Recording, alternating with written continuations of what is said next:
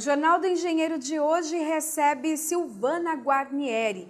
Ela é presidente do Sindicato dos Engenheiros da Delegacia Regional do Grande ABC, é conselheira do CNTU e também vice-prefeita da cidade de Diadema. Tudo bom, Silvana? Seja bem-vinda. Tudo bem, Priscila. Bom, e hoje a gente vai falar, um programa especial sobre o Dia Internacional da Mulher, que é dia 8 de março. E eu queria que você contasse um pouquinho para a gente a questão da mulher, Como está o mercado de trabalho para a mulher, como tem sido a ocupação, a questão salarial. O nosso processo é um processo histórico, As mulheres, elas vêm, por exemplo, na política a partir de 1930, só que nós temos o primeiro voto, e também a questão do trabalho para a mulher. Então é uma coisa até que relativamente recente, A mulher trabalhar fora e ter aí. E ao mesmo tempo nós temos que percorrer esse caminho para buscar esses benefícios, que são os benefícios sociais, mas também os salariais, Que é toda uma fase. Enquanto engenheira, eu já tenho 30 anos de formada, já estou quase me aposentando, vamos assim dizer, mas é a hora que a gente também tem mais maturidade para poder atuar em áreas mais sociais, em áreas que são voltadas às questões sindicais, até pelo processo de vida, pelo conhecimento que nós adquirimos ao longo desses anos. Queria que você falasse também um pouquinho da sua gestão, como presidente do Sindicato dos Engenheiros na Delegacia Regional do Grande ABC. Qual o trabalho que é realizado lá? Eu fui uma das fundadoras da delegacia 20 e tantos anos atrás. Eu tenho uns 26 anos de sindicato já. E nesse período é um processo que a gente tem que estar junto aí com as grandes centrais sindicais que já atuaram muito e trabalham bastante, sindicatos bastante fortes na região. E até pela quantidade de profissionais que nós temos em relação aos outros profissionais da área metalúrgica, nós temos assim uma quantidade menor. Mas temos participado, sim, das convenções, principalmente dos acordos trabalhistas, na medida que a gente precisa estar presente e defender a nossa categoria.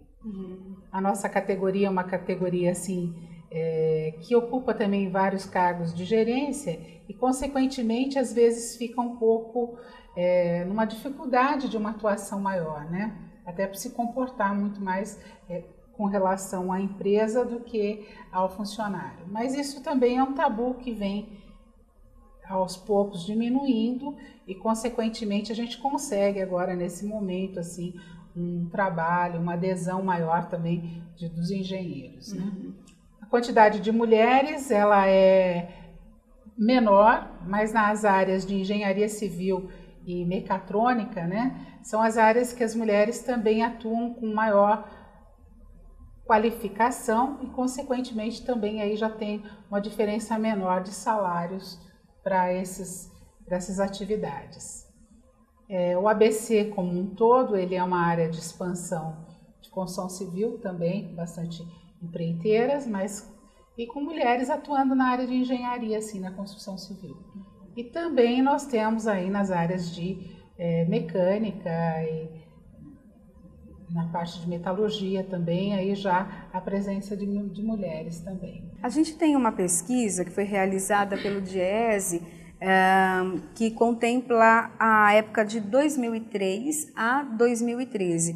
E a questão salarial, ela passou de 75,4% em 2003 para 80,7% em 2013. Essa é a porcentagem em comparação ao salário do homem. Por que isso acontece? Olha, primeiro que eles acham que a gente não tem a capacidade, talvez, de fazer todos os serviços, E aí já na contratação já começam dando uma condição inferior para a mulher, apresentando um valor menor. Então é o próprio mercado que coloca essas intransigências e também são áreas que nós temos que estar avançando e também procurando os nossos direitos, Apesar de, na região do ABC, agora, nesse último ano, ter ocorrido aí um aumento de mulheres trabalhadoras, e também uma redução da diferença de salários. Então, que essa diferença salarial não é por conta do piso, mas por conta dos cargos, né? Que os homens acabam ganhando mais porque eles são colocados em cargos que pagam melhor. Sim. É isso? É. Ainda há esse preconceito, então? Ainda assim. Existem, até pela condição da feminilidade, né?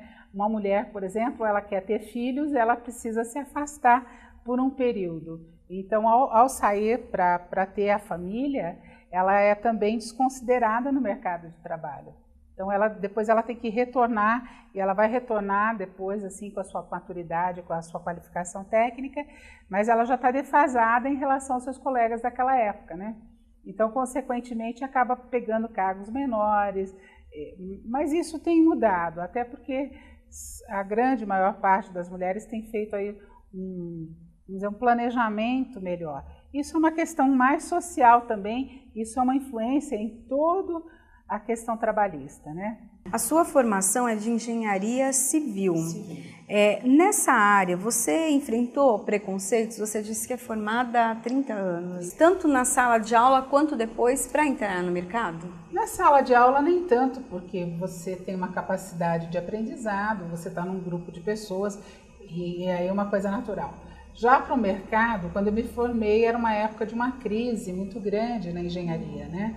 E nós não tínhamos, assim, tantas possibilidades de trabalho. Tanto é que é a época dos anos 70, eu me formei em 84, final, que você tem aí até as famosas frases que engenheiro virou suco, que era um período difícil, porque os engenheiros saíam da área de atuação da engenharia para atuar na área bancária, para atuar na área comercial.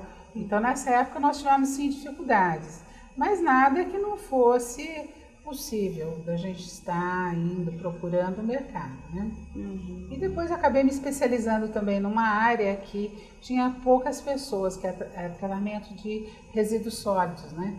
Então, é uma área que eu me especializei e, consequentemente, pouca gente tinha essa especialização e acabei, então, tendo um domínio maior aí, chegando até ser diretora de empresa. Então, o sindicato é uma época que a gente já percebia os movimentos sindicais, porque eu sou do ABC, né? Os movimentos sindicais são muito fortes, né? Tem uma conscientização maior da posição vamos dizer, de ser sindicalista. E já por esse momento, então, eu procurei o sindicato dos engenheiros, que era o sindicato da minha classe. Né?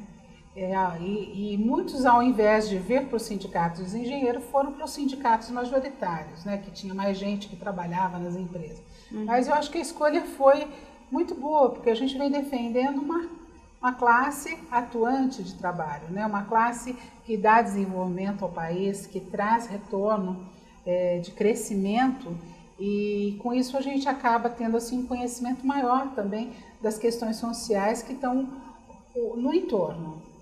Principalmente aí as questões que são afetas ao desenvolvimento econômico, à inovação tecnológica, as atividades aí que são de ponta, vamos assim dizer, para um crescimento maior do nosso país. Em função dessa atividade sindical, a gente vai tendo uma percepção social maior, né?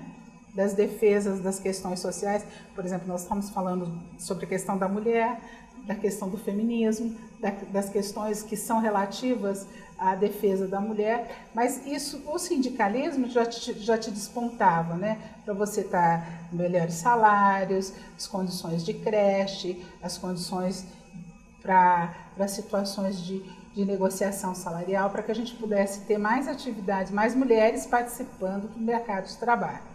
Então, com isso, fica latente essa visão mais ampla. E aí, a partir daí, houve um convite para que eu viesse a ser candidata, porque a gente tem uma visão administrativa muito forte, conhece todos os âmbitos vamos dizer, do urbano, né? da questão urbana da cidade, e por outro, era uma pessoa nova que estava entrando no mercado, que é uma demanda da sociedade. A sociedade quer pessoas capacitadas, quer pessoas de menos tempo na política, para que a gente possa ter aí algumas alterações e algumas mudanças. Eu acho que aliado a isso, eu fiz uma composição e acabei chegando à vice-prefeitura de Diadema. E como tem sido a gestão? Porque na realidade você acaba trabalhando com as minorias da cidade, né? As questões de necessidade de mobilidade para as atividades especiais, então principalmente para a questão dos idosos também, que é a terceira idade, que faz parte desses grupos, das políticas voltadas para a terceira idade, das políticas voltadas para a mulher, né? Que está dentro dessa pasta, a questão de você ter atuação, tanto é que Diadema é uma das cidades que tem as casas de abrigo para as mulheres, né? Nós temos um convívio maior no ABC, inclusive que a gente em Diadema recebe de outras cidades e Diadema manda para outra cidade para questões de violência.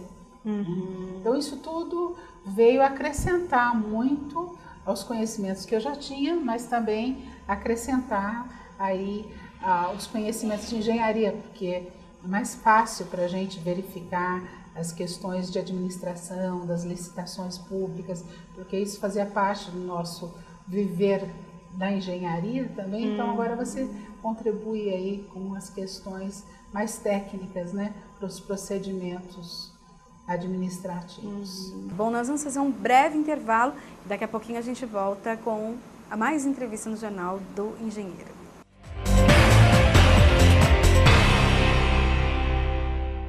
Associe-se ao CESP pela internet. Juntos, somos mais fortes. Em nosso portal, veja também as notícias mais importantes da engenharia e interaja por meio das mídias sociais.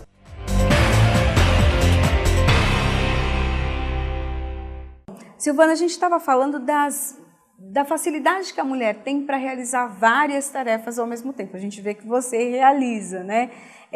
De que maneira você tem lutado no CNTU para que as mulheres tenham mais espaço, uma ocupação melhor no mercado de trabalho e uma menor diferença, né, entre gêneros?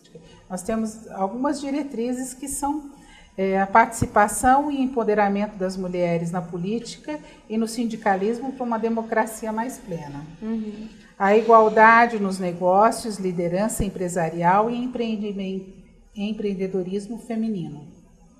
E o feminismo e o desenvolvimento por uma infraestrutura social que liberte a mulher. Né? Então, essas são as diretrizes principais da CNTU para as questões das mulheres. E como vocês têm trabalhado para alcançar essas diretrizes? Então, nós temos aí esse trabalho aqui, que já foi um primeiro trabalho desse coletivo de mulheres, né, que já vem com algumas estatísticas de como as mulheres, qual o comportamento nos trabalhos, nas atividades sociais e aquilo que a gente tem como políticas para nós, né? A questão da saúde da mulher, a questão da violência contra as mulheres, né?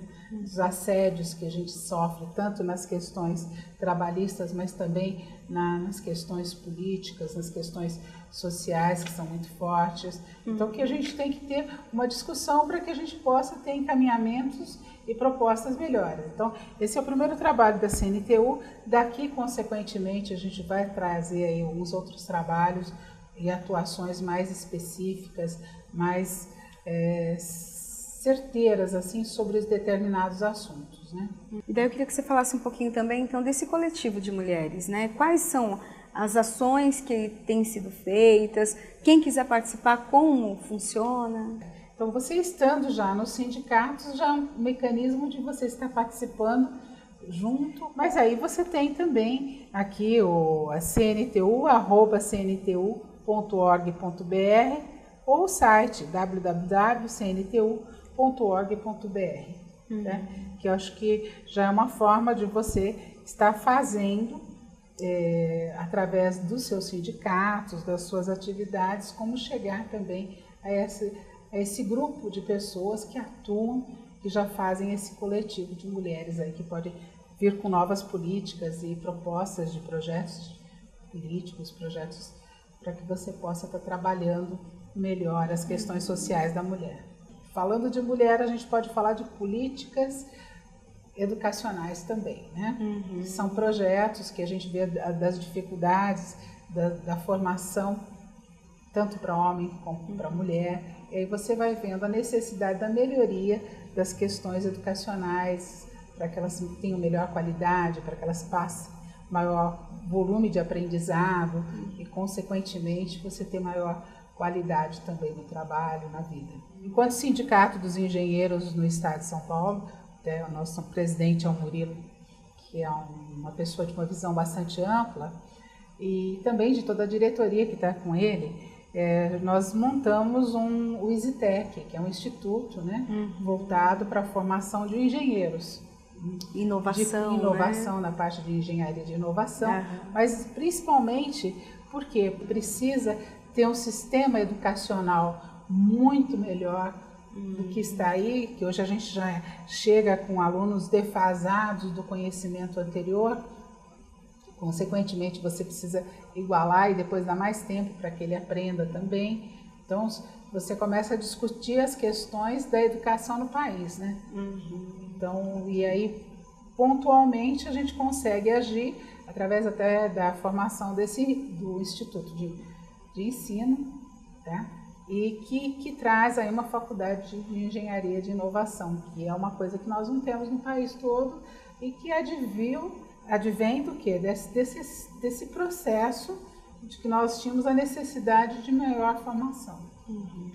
Bom, esse programa é especial, falando da mulher, por conta do mês, né, da mulher, porque fala que é só, né, 8 de março, mas não é só o dia, né? Não. Nós comemoramos o mês todo como o mês internacional da mulher, e eu queria que você falasse um pouquinho, né, deixasse uma mensagem para as mulheres guerreiras, né, que com certeza tem muitas ao seu lado. Olha, a mulher é uma pessoa assim que ela não desiste de nada, ela persiste, né? E essa persistência faz com que a gente alcance grandes objetivos. Então, eu tiro o chapéu para essas mulheres todas, porque é nessa persistência, é nessa força de vontade de fazer a mudança da nossa sociedade, do nosso país, da melhoria da nossa família, faz com que a gente se disponha, se disponibilize, né, a estar mais atuante nas atividades da cidade, da vida, da sociedade, de tudo que nós temos. Então essa intensidade da mulher, ela é fantástica. E eu parabenizo todas as minhas amigas, todas as minhas colegas que têm sempre assim essa persistência, essa perspicácia de poder fazer as coisas melhores na vida. Obrigada, Silvana. Bom, se você quer assistir novamente essa entrevista e todo o Jornal do Engenheiro, é só acessar o site www.cesp.org.br. Até o próximo programa.